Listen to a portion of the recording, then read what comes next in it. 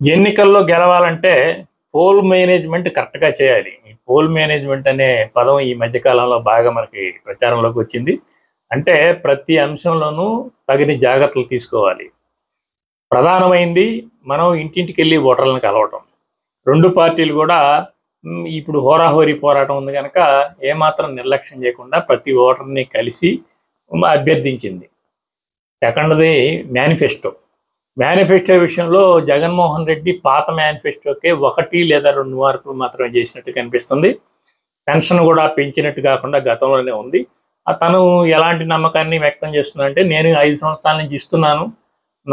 నేను నమ్మదగిన వ్యక్తిని. నేను ఇవ్వగలిగేది చెప్తాను అనే కోణంలో కాన్ఫిడెన్స్ కానివ్వండి, ఓవర్ కాన్ఫిడెన్స్ కానివ్వండి, ఆ కోణంలో తన మేనిఫెస్టోని తెలుగుదేశం మేనిఫెస్టోలో ఎక్కువ ఆకాంక్షలు చూపించినప్పటికి కూడా తన మేనిఫెస్టోని మాత్రం అంతవరకే అతను ప్రజెంట్ చేశాడు.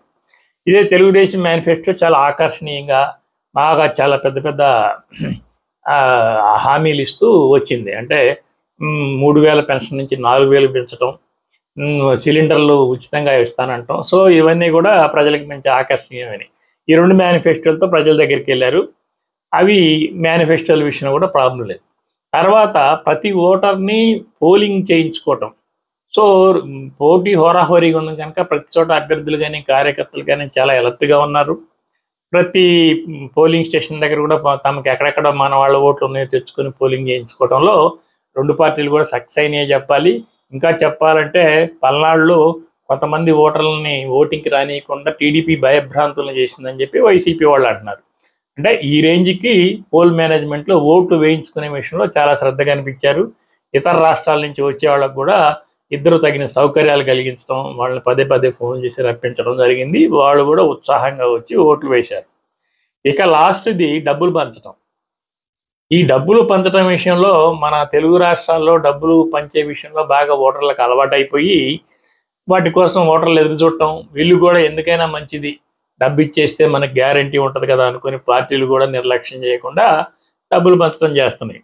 అయితే జగన్మోహన్ రెడ్డి దగ్గర నుంచి ప్రతి నియోజకవర్గంలో మన సెంట్రల్ ఆఫీస్ నుంచే వైసీపీ సెంట్రల్ ఆఫీస్ నుంచే 30 నుంచి 35 కోట్ల రూపాయలు అమౌంట్ వెళ్ళినట్టు, ఆ 35 కోట్ల రూపాయలు ఐప్యాక్ టీం ఆధ్వర్యంలో ఇక అక్కడ ఉండే లోకల్ లీడర్ల యొక్క ఐ విట్నెస్తో 1000, కొన్ని చోట్ల 2000, కొన్ని చోట్ల బాగా అధికంగా 3000 రూపాయల దాకా పంచినట్టు కూడా తెలుస్తుంది. పులివెందుల నియోజకవర్గంలో కూడా డబ్బులు పంచారని చెప్పేసి వార్తలు వచ్చినాయి. తర్వాత కానీ తెలుగుదేశం దగ్గరికి వచ్చేవరకే టీడీపీకి ప్రతి నియోజకవర్గానికి దగ్గర 30 కోట్లు పంచాలనే టార్గెట్ ఉంది.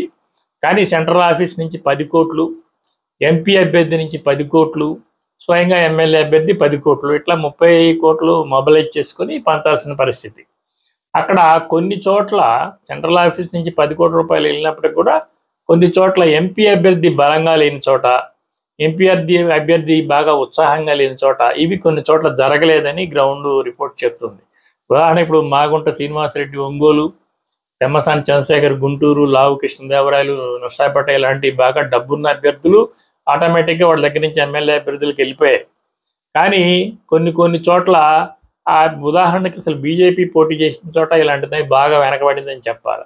అలాంటి చోట్ల డబ్బులు పంచడం విషయంలో తెలుగుదేశం ఈ పాయింట్ దగ్గర పూర్తిగా సక్సెస్ కాలేదని, అది కాకుండా వీళ్ళకి ఒక డబ్బులు పంచే విషయంలో కూడా లోకల్ లీడర్ల మీద ఆధారపడటం వల్ల వాళ్ళు ఆ కార్యక్రమాన్ని సక్రమంగా చేయలేదని చెప్పి కూడా వార్తలు వస్తున్నాయి.